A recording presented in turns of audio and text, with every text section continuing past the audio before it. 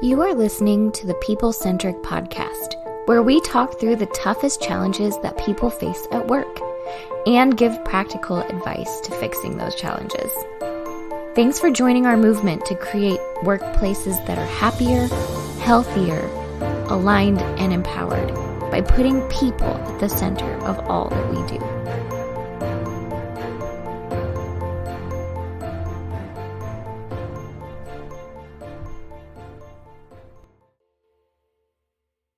Hey, people-centric leaders. So we've got our team here with us. We've got Diana Royalty, we've got Ben Roars, and we've got Philip Herzog with us today. And we wanted to jump into something that we run across quite a bit because we do a lot of coaching at People Centric. So we will work with individual people on how to become better leaders, more influential leaders within their organization, within their lives, because we believe leadership is influence. And it's how you influence other people. So how can you be a more effective influencer? And then how can you influence people in a positive way around you?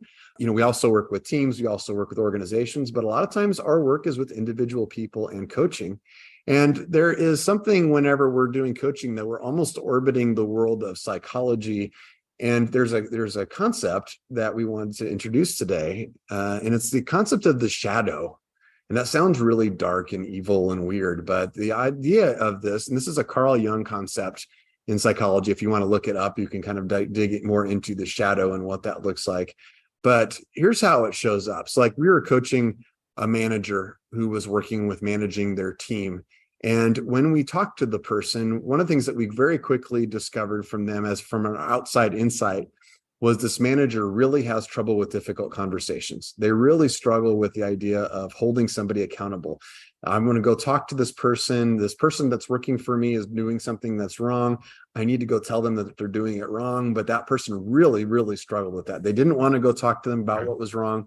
A lot of times they tried to do it passively. They would leave like little hints for the person that they were doing it wrong, or they would have these we call it the conversation that never happened, where they would say, well, like, how did that turn out for you? Is that okay? Do you feel like that could have gone? Do you feel like that went okay? And so hoping the other person discovered maybe what they did wrong instead of just saying, hey, I don't like how that turned out. And we saw that pattern a lot with this leader in the coaching conversations. As we dove into that person and their career, what we discovered is that person had a very innate desire to be liked. That person really wanted people to like her and who she was. And it was so strong for that person that it really carried into her management philosophy. So she could be managing somebody who'd be new, who wasn't doing what they wanted, what she wanted them to do. And she really did at her core say, well, my first concern is, do you like me or not? And I want to approach everything in a way that you will continue to like me.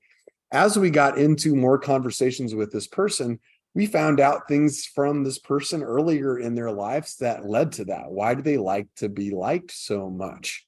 What did that look like? And we really got into things, literally occurred during her childhood, about how she was treated in school and what she had in terms of friends and things like that. And it created this concept of a shadow. And the idea of the shadow is it's kind of a version of ourselves. That's not really our true self. You think about your shadow, you look at it, it's generally shaped like you are, but it doesn't have all of the features that you have. It doesn't have all the details. It's just kind of a vague image of yourself. The shadow occurs for all of us based on something that happened to us in our life, and it becomes a caricature of ourselves, and it's something we carry with us our entire lives, and it's always with us, and it creates something. And it might be like, for this leader, it was this idea that I really need to be liked by people. And so it impacted her, how she led other people, because she had struggled with difficult conversations to the point that it was crippling her as a manager, as a leader of other people. It was actually holding her back. And it actually ended up creating more conflict for her because she didn't deal with conflict early until it absolutely had to be dealt with. And then there were hard feelings because it's like, hey, you haven't been talking to me about this. You waited until you got really angry about it. It was actually creating relationship issues because she was kind of succumbing to this caricature of herself that says, I like to be liked. And so therefore, that's what's important for me. Now, the good news about that is once she knew what her shadow was and understood what that was, and became aware of how that impacted her day-to-day decision-making and how she coached other people and other managers, she was able to adjust for that. she was able to say, okay, I know that I like to be liked, but there's times where maybe I need to act in a way where maybe people aren't going to like me as much. Maybe I need to say some things that are difficult. And furthermore, maybe if I have those honest conversations up front and risk short-term dislike, maybe people will like me more longer term. So it's actually more congruent with who I am as an individual. So today our team wants to explore this concept of the shadow. It sounds really, really spooky, but we're going to dive into. So first of all, how do you discover your shadow? What's that concept do? How does that follow you around? Is your strategy to get rid of it, or is your strategy to acknowledge it? How does that impact you as a leader? And then what do you do about it once you discover what your shadow is? So we're going to jump into it. So I can't think of anybody better to have on this podcast about a shadow than Diana, because she is a shadow. Like you're kind of a dark personality. Yeah. Yeah. I am the darkness. I don't know. Yeah. I'm everyone's shadow. Good luck with that. You're everyone's shadow. It's really true. Diana's a little bit dark sometimes. A little bit. She doesn't have a reflection when she looks in the mirror. We say that sometimes. Yeah. I also don't age. I'm like 375 years old and I look 40. So it's fine. Yeah. That's great. Yeah. I was going to say, I think that you're actually wrong. I think that your shadow's shadow is Diana Royalty. Yes. I like that's it. Good. That was complex right there. Yeah. And that was Philip on our team, because Philip was talking about the shadow. Philip's kind of the anti-shadow a little bit in some ways, right? Philip, you're kind of like the light on the shadow. How do you feel about the shadow world? I think that shadows are great, but let's get rid of all of them and just have joy and sunshine. But Ben had a different take. Oh, I just wanted to say it's not the opinion of everybody on this podcast that Diana is a shadow. So it's not unanimous. Thank you, Ben. Thank you. I do get picked on a lot on this podcast for being, well, basically just being myself. So we can talk about that on here for sure. That's our goal at People Centric, is we're kind of a group of hyenas. We look for weaknesses and then we try to exploit those weaknesses as quickly as we can. So if you'd like to work with us, you can check out our website at peoplecentric.com. Check it out. We'll come in and we'll judge you and rub your nose in it. That's what we do as a team. It's very painful, but also keeps you going every day. Keeps you going. I love it. I love it. So let's start off with this concept of the shadow of that. I mean, we've talked a lot about it. It's interesting, as that concept became known to our team, we instantly started to apply it in different coaching situations with different clients. So, I mean, as we talk about the shadow, like let's come up with some other examples of that, being careful to protect the innocent and the people that we work with. But what are some other examples of some shadows, or maybe why is that so powerful in terms of why are we using that as a discussion here and giving that concept to folks? I mean, I don't have an example of a shadow yet. I'm sure that I will have many of them in just a minute. But I think the concept is powerful because you don't really think about your shadow. It's always there. It's always hanging out. You can see it sometimes, but it's not something that you actively think about. It's not something that you work to adjust. I mean, no one is like, oh, my shadow looks weird, but I think once you understand that this thing is a part of you and that you can manipulate it and you can move it a little bit, I think it becomes a powerful learning tool in your arsenal to understand who you are and to better understand other people. So I love the concept. And if you want to dive into it and you want to see like a real shadow reveal, there's a Netflix documentary called Stutz, Stutz, and it's Jonah Hill and his counselor, and they dive into this concept. And Jonah Hill brings his counselor in and they talk about like Jonah Hill's shadow, which turns out to be like Jonah Hill, when he was probably, 10 to 12 years old, something like that, was overweight and looked very awkward, as many of us do at that age. And he was made fun of at that age. And so he sees himself, like that version of himself, as his shadow. And that's followed him along into his career, into his relationships. And he's always feels like he's overcompensating for that shadow piece. And so he talk a little bit about that. So like for him, that's a shadow. And that's how he comes across for people. And sometimes he keeps distant relationships with people because it's like, you probably don't like me because I'm that person back there, or I'm faking it he's a huge star. Like he's probably on if you made a list of like big stars right now, he's probably up at the top, near the top of the list, or he's high up there. Very, very well respected actor, but he doesn't see himself as that way because he still sees that kid that he was and thinks that he's kind of almost like he's a what do you call it, an imposter. It's a little bit of that imposter syndrome. So do you think there's this is kind of fresh on this, but I just said imposter syndrome. I mean, that's something that we've heard a lot from folks. Do we think the shadow is related to imposter syndrome? I'm sure. I think so. I mean, I'm sure it has to be. I feel like people who have imposter syndrome have it for a reason, right? There's something behind it. So sure, it definitely could link there. Yeah. Why do you feel like an imposter and where that came from? Yeah, if you're not the person that you're acting like, then who are you really? Maybe that's the question. If I'm impostering something, if I'm an executive in a company and I'm pretending like I'm an executive in a company, who do you think you really are? Might be a good way to dig into that idea. So maybe let's jump into this is like, how do you discover your shadow? Because I think as our team has talked about that, we often apply it for other people that we're talking to. But what are some top tips that we might have for people to discover your own shadow? How can you start to dig into that? We take a lot of assessments, and I think they're really helpful in determining just who you are and determining blind spots you might have, and in reflecting back who you might think that you are, but you haven't really said into words. I think those assessments are super powerful to just reflect back to you and kind of put words to concepts, or put concrete things to things you've been thinking a long time, or maybe things you haven't thought about and you're like, oh my gosh, that's totally true, I do that. So we do a lot of assessments that I think help. I think Diana used a really important term there, which was blind spot. So one way that people talk about this shadow is that it's a blind spot in your psyche. If you think about it as a blind spot, then it's something that you won't find just by looking really hard yourself. So you're going to need somebody else's help finding your blind spot, or finding the shadow. And so assessments are a way to kind of get some information on the table and get the process going. But it's not a one person solo task, I guess, is a first point.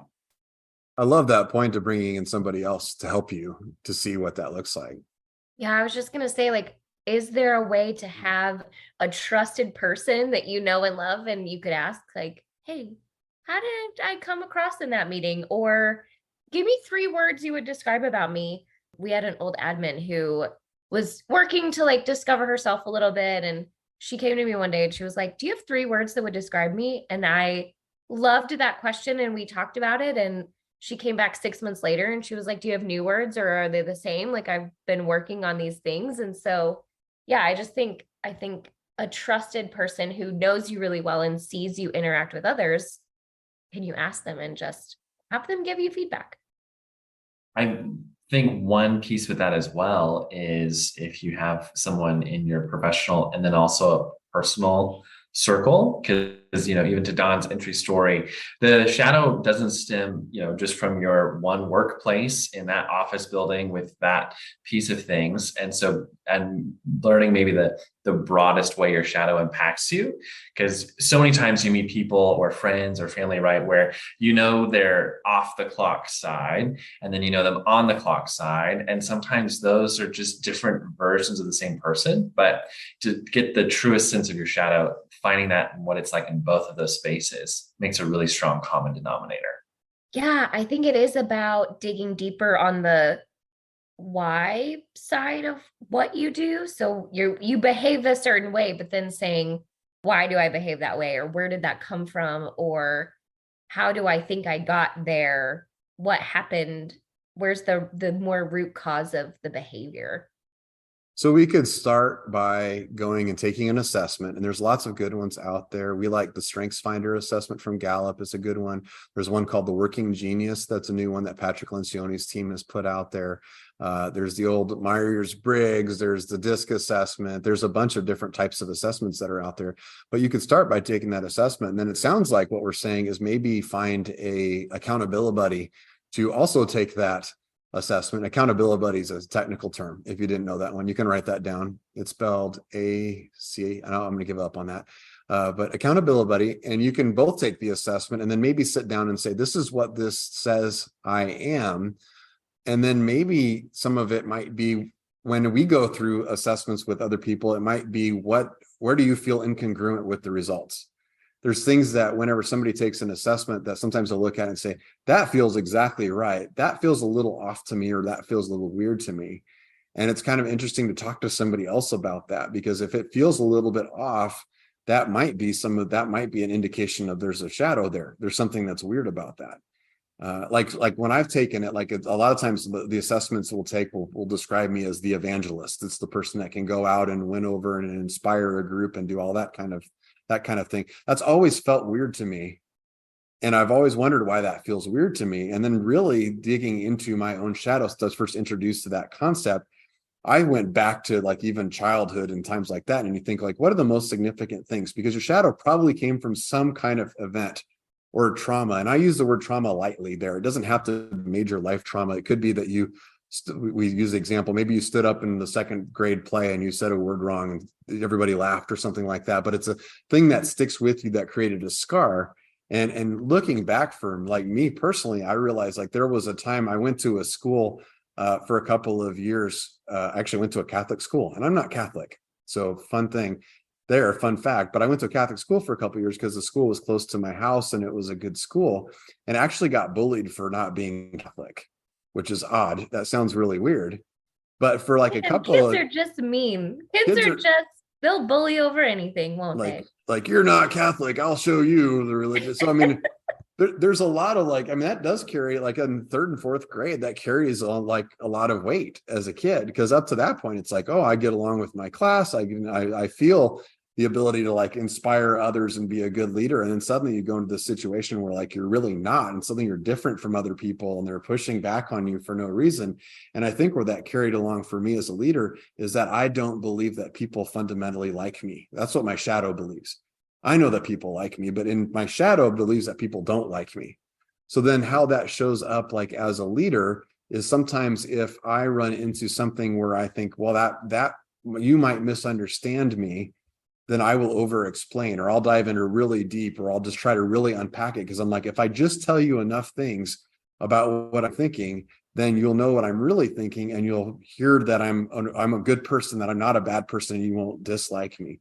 So, but then that sometimes is not the best way to lead people. Sometimes that creates confusion. Sometimes that creates issues in terms of my communication with others.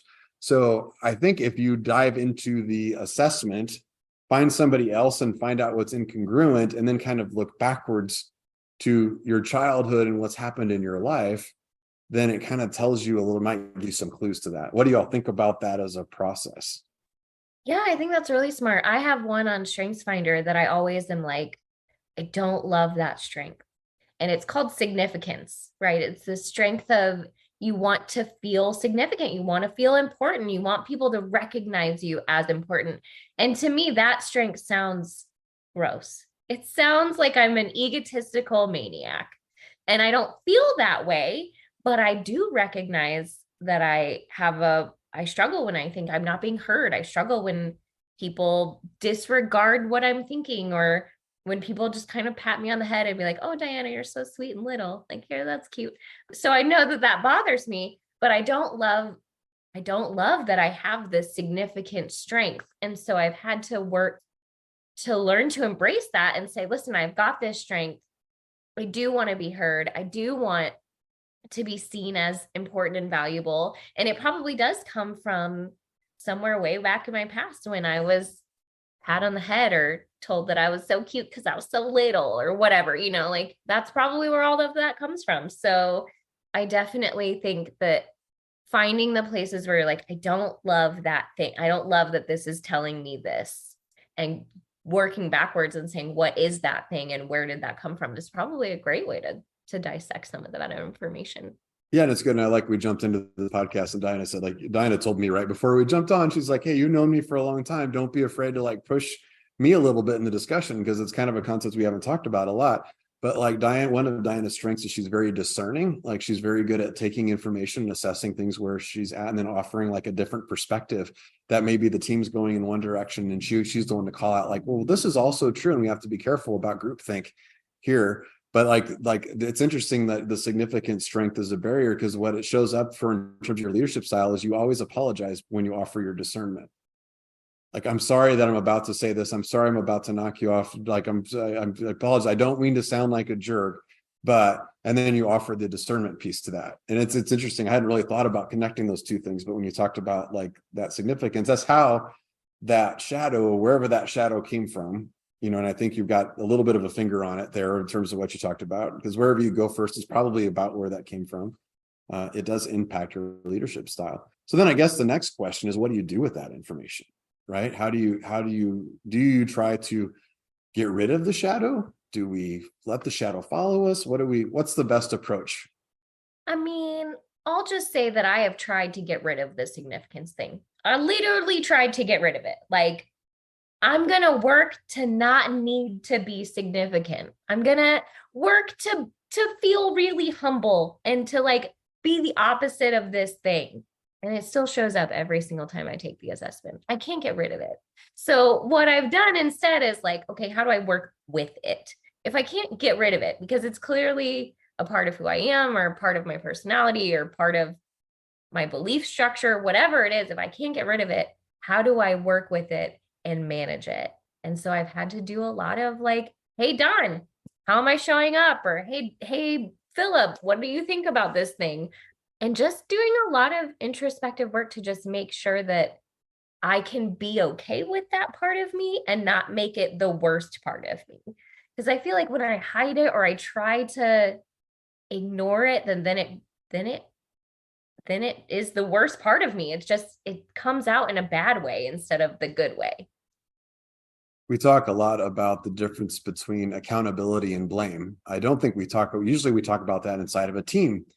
Of if we work together and something goes wrong, everybody agrees they want accountability, not blame. But what's the difference between the two things? And what we say is blame happens when you blame the person.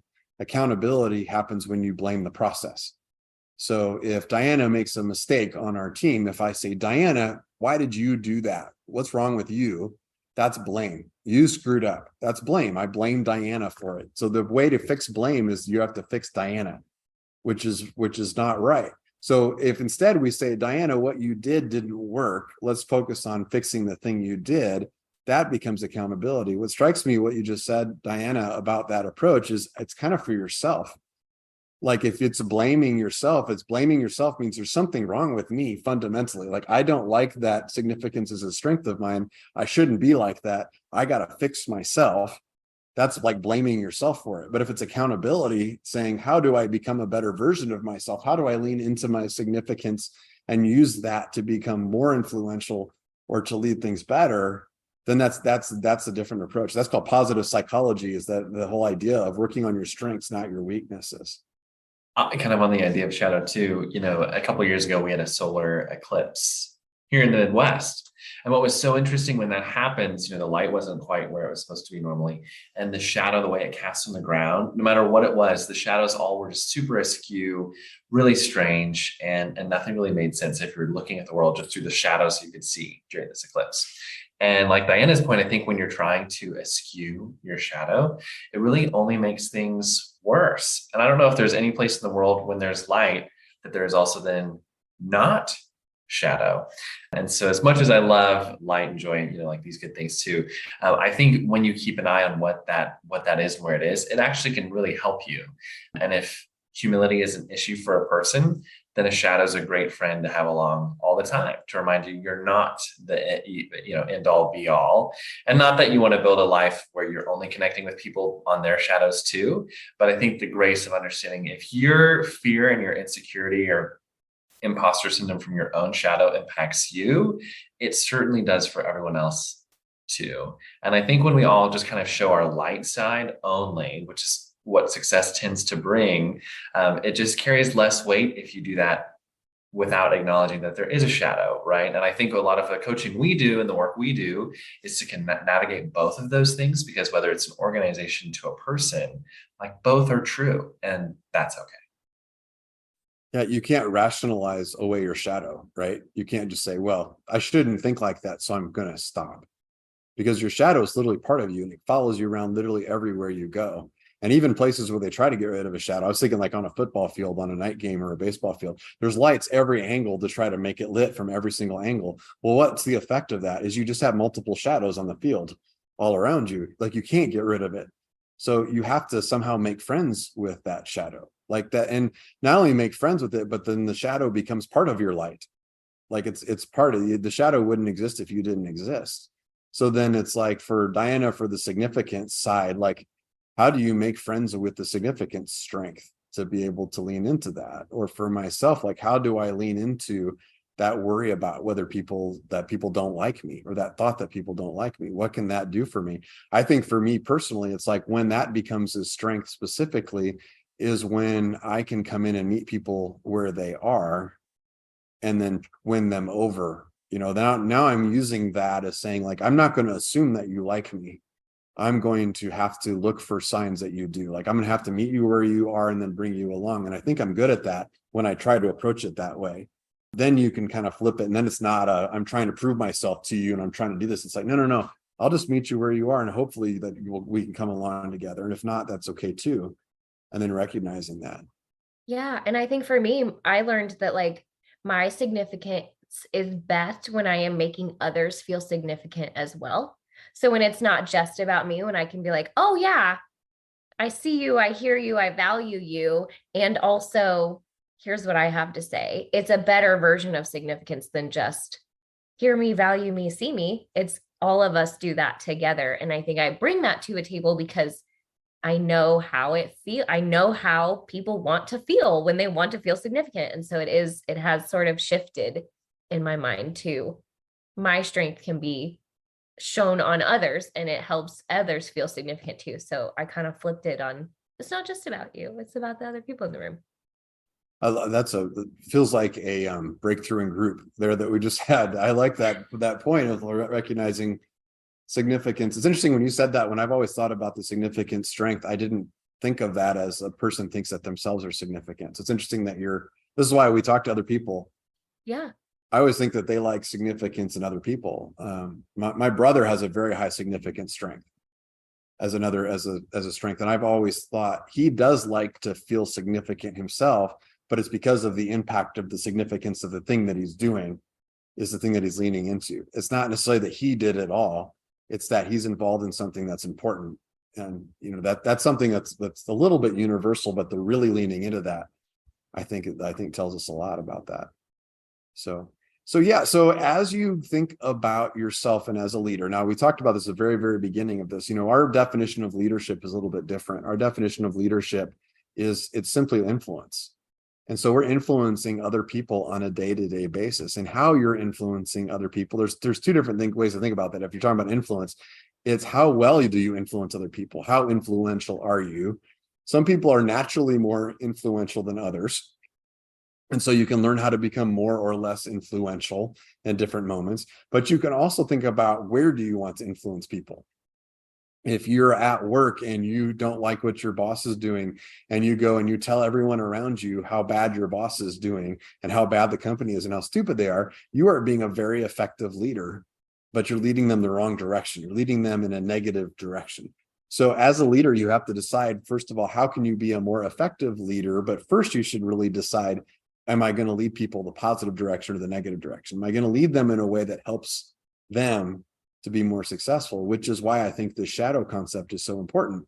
Because if you can recognize where your shadow is, you can think about leading people the right direction, and then making sure that the things that your stuff that we all carry with us, the stuff that makes you who you are, that makes the scars in your life, the things that have helped you learn things, that build you who you are, can help you make other people more powerful too at the same time, which is the aligned piece of people centric. So let's do some just takeaways from this. Let's do around the horn. We don't always do this. Let's go around the horn and say, like, what's the takeaway that you've had from this discussion in terms of shadows? So as we coach, I think a lot of times we'll ask people questions about themselves, like, why do you think that way? Or what do you do? Why did you do it that way? And we often hear the answer of like, I don't know.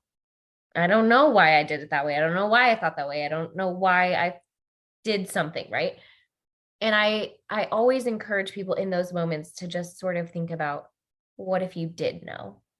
You don't have to know exactly, but pretend you do know. And that kind of gives you the freedom to dig a little deeper and think through some things on your own.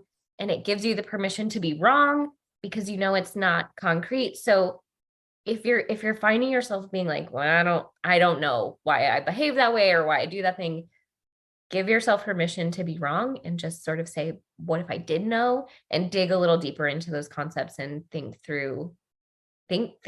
What if I did know? Great advice. Love that question. And sometimes people listen to that. We brought up that before on other episodes, and I've had people say like, that's crazy. Would that work? And it does work. It's really kind of freaky. And you can do that to yourself. Like, I don't know the answer to that, but what if you did know the answer to that? That's a great question to ask. A takeaway for me, I would say, of course, other than loving the significance of meaningful work and receiving significance from people whose strength is significance. One area where I think a lot of us just tend to forget is your own shadow, just because it's just that, a shadow. And I think Ben made the really great point early on. You need people to help you spot your shadow, because if you're blind to it to begin with, how are you going to find it on your own? And I think a shadow, if it leads in negative areas, it truly is when you let that isolate you, which only makes it worse. So you need people to help you through your shadows. And that's probably good for you and for them. That's great. Love that, Philip. Ben, what do you think? Yeah, I guess one thing that I'm sort of chewing or mulling over is that when we work with clients, sometimes we're able to see some tendencies and kind of identify a shadow that's lurking and affecting somebody's management style pretty quickly. And so if you're thinking, okay, I've got some tendencies that might be affecting me in negative ways, but I'm just going to hide those forever. If those are identifiable in a few short meetings or something, then the people you're working with day to day, they know them, they've seen them. And so the idea that, well, I'll just kind of hide all this stuff away is just not going to work, And so I think it's a great example of seeing the way that, Don and Diana have had, I'd say, years to learn about each other and learn each other's leadership styles and get to know a bit about kind of, what's going on in the kind of shadow area and help each other. And I think that's a really great thing. And I imagine that it's a lot more common for people to try to just hide all of that away than it is to really, have somebody that you've worked with for years that knows you that well. And so, I think that connects with what Philip was saying, that it's sort of a me issue, but it's really a me and everybody around me issue. Yeah. It's incredible. Sometimes a simple interaction with a team, they can just pick up something about you that you don't know about yourself, which is ridiculous because you spend a lot of time with yourself. Literally all of your time with yourself. And it's like, how could somebody else who just met me know something about me more than I would know? But it's pretty common. And especially as we work with different teams. I think my biggest takeaway from this concept is just the idea of making friends with the shadow. It's not trying to change who you are. There's nothing that's really wrong with you. It's what's wrong is how you use you. Like it's how you take yourself out for a spin on a day-to-day basis. That's where I think we misapply ourselves.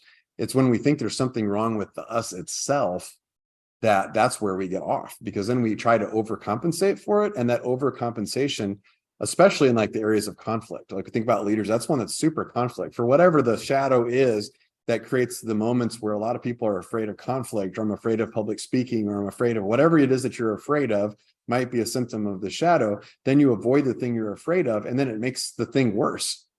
If I never speak in public, then now I'm afraid to talk in front of a group, and that spirals me to where I'm isolated. Or if I never have conflict, then I don't know how to have those conversations, and I don't practice those things, and then I don't build trust within my team, which leads to greater conflict in the future. It backfires on us. So I think it's this idea of like, if you embrace your shadow and become friends with it, you can understand that version of yourself, and then you can use that and recognize that there's nothing wrong with you, that you can use the lessons that you've paid for throughout your life to be able to make other people better. And I think that's the goal at the end of the day. And that's our goal at People Centric. It's the idea of empowerment and alignment, which is simultaneously making yourself incredibly powerful and making others powerful at the same time. So hope you enjoyed this concept of the shadow. We wanted to get a little bit theoretical with you guys today. We talked about this concept, and sometimes there's things that are very universal in terms of like, well, I want to learn how to be more influential at work, or I want to learn how to have conflict. But we wanted to give you sometimes just the basic fundamental principles that we talk about on a day-to-day basis. And this is one of those with how people think. And we hope that you find an accountability buddy and you do an assessment and you work together and find your own shadow so that you can find out how to be a more influential leader.